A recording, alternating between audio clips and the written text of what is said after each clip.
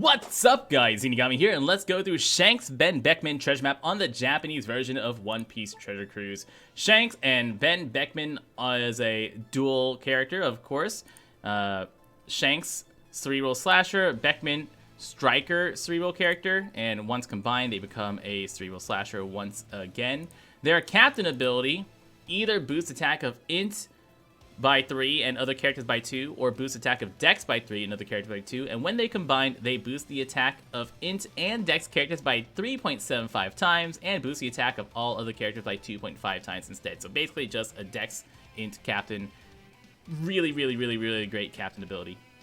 Their sailor ability reduces blind by 5 turns, reduce silence on themselves for 5 turns, so that's really nice. And their special ability is really unique. So their special ability changes all orbs, including block orbs, into empty orbs, so you empty all of your orbs. Boosts the color affinity of all characters by a massive 3 times. Locks your chain multiplier to a massive 3 times. And it becomes Shanks Ben Beckman for 2 turns. Now the interesting is, once you use this special, you can only use this special if you have not used another special that turn, and you cannot use any other specials on that same turn. They will not allow you to use other specials on that same turn. But you can still swap characters. So if you have Shanks Ben Beckman on, say, like an overpowered Luffy Law team, and you swap Luffy Law, that gives you a matching orb that gives you an attack boost, and so you have that 3 times affinity boost, the chain lock, the attack boost, the matching orb, the barrier pen on that Luffy Law. Great. Stuff like that, dual characters that swap and give themselves a matching orb, incredibly useful in tandem with that Shanks Ben Beckman special. But it does lock you out from using other specials, so sort of like Treasure Map Big Mom, where it's a really powerful special, but doesn't allow you to combine it with other things. This one, however, does specifically not allow you to use another special on that same turn that you use their special. So it's gotta be really interesting to see how we use that. Now, this treasure map is coming out right after Anniversary, or around the time of Anniversary on Japan, so it is an amazingly good treasure map. It's always this one map, so it always looks exactly like this. You're guaranteed to get a ambush, no matter what. 1, 2, 3, 4, or 5, you're guaranteed to get ambush. And then, once you get ambush, you get your choice of basically guaranteed either cooldown on the north route or attack up on the bottom route. So one or the other, cooldown reduction or attack up, whichever one you like to have on your teams. And then it gets even better, because once you get halfway through, you have your choice of getting more rainbow chests, getting more points, or doing the same person thing and going for the recovery, standard recovery, and every single mini boss. So this is really easy. Like, you're basically never going to have to fight a difficult fight at all. You're always going to have that treasure map level 1 boss, mini boss fight. Fight them all with really easy teams, and the only fight that's actually going to ramp up, unless for some reason you go for the left or the right routes, is the Akainu on the final stage. Other than that, everything else is just super easy mini bosses. And since you are guaranteed ambush, the ambush, of course, is Shanks Ben Beckman themselves. The key to this fight, using a Big Mom friend captain, really nice, because they are going to paralyze your captains, and so Big Mom helps get rid of that. But also, if you have Ivankov Bond Clay or another bind reducer, you really want to use it for this fight, because they're also going to bind your friend captain for 5 turns. So we're going to use that Big Mom friend captain that I am going to find right here. There we go. And then Luffy Law, because why don't you use Luffy Law? It makes everything super easy. Ben Beckman and Shanks, stage 1, just runs away, shows up, does a preemptive attack, rewinds your specials, or reduces cooldowns of your specials, and runs away. Great. Stage 2 is Yasop. He's going to boost his attack by 1.5 times for 3 turns. Starts off with a measly 100,000 hit points. When he dies, he revives, heals back. We'll swap Big Mom. With this team, because Big Mom does need all rainbow, I'm never gonna swap my Luffy Law. I'm just gonna keep everyone else as is, and they'll all die. If you leave him alive below 20%, he'll cut health by 70% or 60%. But that revive Easy. Swap Big Mom again. Kill him again. Big Mom Friend Captain just handles this so well. Now when we get to the final stage, if you use Weevil, you can wait for 1 turn because on 2 they're going to get debuff protection, so you can actually get an attack boost from Weevil. The revive is always to 75,000 hit points, so even as damage ramps up, the revive always goes to a measly 75,000. So Big Mom Friend Captain basically takes care of the previous stage. We can use Weevil to get rid of our attack down, but if you do it stage 2 or turn 2, then you can actually get the attack boost, but I'm not going to wait there. I'll use Vankov to get rid of my Locky Locks. Will not swap because I don't want the boost there. I will swap Big Mom because that will get me an attack boost on Big Mom. And then use the better stats. And why not? We'll get Chain Lock, and Rockstar is just there. Ace, Rockstar, both there for no real reason. Just the Big Mom will carry you through this fight for so long. Big Mom, Weevil, Bind Remover, that's all you need. Coby is definitely the easiest fight that we got this time around. I'm going to be using a double Neptune team because we've got more EXP. But eventually, if I ever decide to do a harder mini-boss, because, I mean, you're always going to get them at level 1 because it always going to fight them on the mini-map here, so you're never going to really get any more difficult. Use a double Neptune team, that's what I'm doing. It does have a slow time on the early stages. If you want to put like Smoothie Oven to help you with these earlier stages, you can slap that down here somewhere. But we're just going to attack through all the early stages. No real specials needed. Coby has a measly 350,000 hit points. The only thing he does is has an 8-hit combo barrier for 2 turns. No special interrupts. No additional attacks. No attack at low health. All of these fights are actually really incredibly easy. Like, there's not a single special interrupt on any of these fights. No special interrupts at all. So whatever team you use, whatever special you want to use, you go for it. You're done. You just use the specials and you kill them all. And the hardest fight is probably either Aokiji or Blackbeard. But the good news for a few of these fights, that being Kizaru and Aokiji, is that we have free-to-play counters for the fights themselves. You'll see later once we get to them, we're gonna use Dofi Treble on Kizaru, we're gonna use Sengoku Garp on Aokiji, and both of those guys basically just counter that fight itself. It stops most of the bad things they actually do. So that's really nice. Alright, Coby. Coby doesn't want us to hurt his friends. He protects all his friends. Y'all run away. Great. We'll use Dofi first, actually. Because I don't nearly need to care about anything else. I just want the orb manipulation to see if I can get a matching orb. Then we'll get a matching orb. Then we'll get a matching orb. And I don't remember what Frankie does. Oh, conditional attack boost on defense down. That's worth it. And affinity boost here. And Coby is dead. Wow! Versus Blackbeard, we're going to use our Big Mom Friend Captain because I don't really have a better place to use Big Mom. What you really want to do, if you have Smoker Tashigi as a rare recruit character, you can use Smoker Tashigi sub because Smoker Tashigi is really good versus this fight. But the way that I have my team set up looking for Big Mom doesn't let me use Smoker Tashigi easily. And the reason you really want Smoker Tashigi as a sub for this fight is because Blackbeard is going to give you empty and block orbs.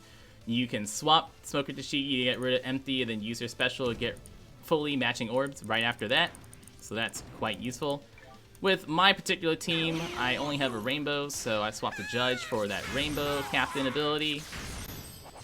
And then we actually get the rainbow captain on.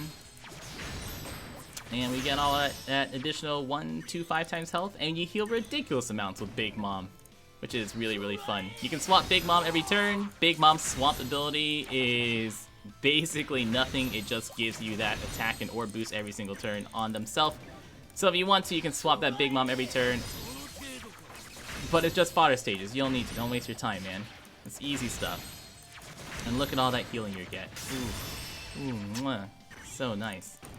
No mini bosses here. The only mini boss that happens on these early stages is going to be versus Aokiji. And that one you really want to use double Sengoku Garp for. Specifically double Sengoku Garp captains. For the Miniboss Hina. I want to say it's Hina. And you'll see why when we get there. Anyways, versus Blackbeard, he starts at 1.1 million hit points. He is going to have 8 turns of debuff protection, lower your attack by 7 turns, so Weevil's gonna be perfect for both of those things, giving us the attack boost and getting rid of attack down. And he's gonna give us, once again, all those block and empty orbs, empty block orbs. My Sanji Judge isn't ready, doesn't matter. We're going to use our Big Mom for that stats boost. Do I want to swap Big Mom for orb boost? Yeah, so we'll use Weevil first for the attack boost. I am using a Zoro support, but it doesn't really matter. Now I'll get the orb boost. Now I'll get the stats boost. I think it's Nami who gives me the shuffle. There it is. And I'll slap that here. Who cares? Really is just for orb manipulation if I need it. And boop. Goodbye. Against Kizaru, we're using Dofi Treble.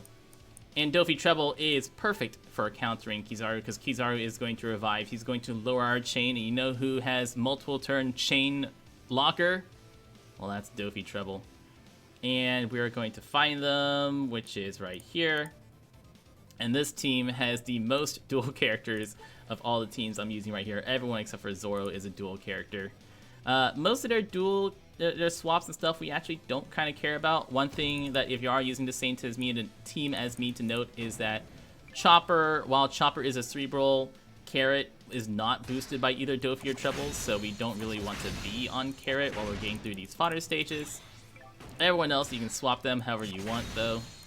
Doesn't really matter, just don't really use Carrot since Dofi Treble is a cerebral driven captain and Carrot is a fighter free spirit? I don't remember, but she's not cerebral or driven, so don't swap over to Carrot. Doesn't really help the team out. It's just gonna slow you down. So anyways, blow through these early stages. Boop de boop. We're gonna have an Infinity Boost from Croc Robin. We're gonna have the Chain Lock. We're gonna have the Tight Boost if we want it from Chopper, Carrot. Oh no, I didn't kill everybody in one turn. It's the worst. And then Smoke the Shigi to give us all matching orbs. Which you could have used Smoke the Shigi on the previous stage. And Zoro's just here because he's a cerebral character. And that's it. I mean, he's a driven character? Not cerebral. Yeah, driven. I am using Perona as a support, so that way I can get the Perona better perfects for 2 turns. Now, what we will do is on this stage, we're going to make sure we swap our Dofi Treble, at least one of them, so that we get the beneficial matching orbs, because on death, Kizaru is going to make it so that way all primary color orbs count as badly matching, so we swap them first, then we don't have to worry about that. Doesn't matter where we throw our orbs. Move it, whatever. Because Smoker Shigi's gonna give us fully matching orbs. Thanks. Do some more overkill. Get at that affinity boost. And it's Chain Lock. And there is, if you hit 3 perfects, then you get a better Chain Lock next turn, but he'll die long before that. Then we'll use our other Dofi Treble. I have to swap orbs. Just move it anywhere, I don't care. And then he's dead. Aokiji has the only mini-boss, and that is going to be Hina. I'm going to be using a double Sengoku Garp fighter team. If you have Ivankov Von Clay, very, very nice for this fight, because we are going to want to get rid of Bind on our right column. So make sure your Ivankov Von Clay or your Bind remover is on the left column, whoever you happen to be using. I'm going to use that Sengoku Garp team. Hina is going to be Sai. So if you're swapping your characters, you want to make sure that one of your dudes is a, or you want to swap into want to swap into Garp so that we can swap back into Sengoku when you get to the Hina stage. But not really important here. The only time that we're going to be really paying attention to which captain we're using is versus Akainu with our Luffy laws. Which, once again, one Luffy law friend captain is good enough. You don't really need double Luffy law captains if you don't have your own, because Luffy law is ridiculously OP. And turns out they are ridiculously OP and makes whatever fight you use them on pretty freaking easy. Yeah, Ivankov on Clay, that's a special that we need to have ready. Everyone else is literally not used here. The reason we really want to have Sengoku Garp as our captains, or at least Sengoku Garp on the team, is that Hina on stage 6 is going to give us a 1.01 attack boost and 1.01 orb boost, and we really want to get rid of those. And guess what? Sengoku Garp clears buffs and gives us a decent fighter buff, so that's great. There's our teensy tiny attack boost, teensy tiny orb boost, and orb lock. I'll use one Sengoku Garp. Gives us the better attack boost, orb boost, blah blah blah. Attack, they also have percent damage reduction, but it really is tiny when you have that 175 times attack and orb boost from Sengoku Garp. And lower rate of all primary color orbs. Hey look, Bind and Despair. Ivankov gets rid of Bind and Despair. Cool. Swap our Sengoku Garp to green. Get the green Sengoku Garp going. And kill. Versus Akainu, the final stage. Of course, we're gonna be using a double Luffy Law team because Luffy Law is OPAF. What a surprise! People are talking about how, oh, Zinigami, Luffy Law, you're talking about he's OP and you're happy to get him. Yeah, turns out he's really OP. So what we are going to want to do is make sure that we're on our Law. So we want to be as Law as we're going through these stages, or at least we want to be on Law by the time we get into stage 6, because we want to swap over to Luffy. So if you have a single Luffy Law friend captain, you're using whatever team you want yourself. You want to have your friend Law set as you're going through these early stages. The rest of the characters don't really matter for the longest time. We have Hannibal Magellan for the affinity boost. We have Ace as a chain locker, although Ace is very nice because Ace will also reduce the cooldowns of our captains. So if you have a special cooldown reducer, that is nice when we get into the final stage. Ace is going to handle that for this team. On stage 6, Akainu is going to have a barrier, either a good, great, or perfect hit barrier, 3 hits, but we're going to swap our Law over to our Luffy, and that will take care of that. He will be blue, and that's why we want to be on Law, so we can get him green. Only going to start with 400,000 hit points. There, it's going to give us all red orbs, and lower increased rate of red orbs. Perfect hit barrier, who cares? Swap over one Luffy, and I'm going to use the opposite. So we're going to swap over to green, then we're going to use our blue one. Yeah, that's right. If you have 2, that's what we'll do. If you only have 1, don't need to do anything. Just kill him for quite some time. The attack boost and whatever else you can use Rockstar if you have a Rockstar for the orb boost. Akainu is going to give us all orb bind everybody. Bottom 2 row orb binds for 2 turns. Top rows orb bind for 7 turns. I'm going to use Hannibal Magellan before I swap my Luffy Law because I don't want to accidentally shuffle that orb. Then we'll swap Luffy Law, get the quick orb. Then we'll use Ace. Also, I have Rob Lucci who would give me a type boost. I should have used that before swapping, but whatever. Now they just give me nothing. And then we'll use the orb boost. Boom. Chain lock. He's gone. Nice. That's it. That's the entire fight. Akainu is the only fight that actually goes up in difficulty if you go along that middle route. Makes it really easy. Luffy Law friend captain basically takes the entire Akainu fight, handles it very easily for you. Use a special if you need to help you get through stage 6.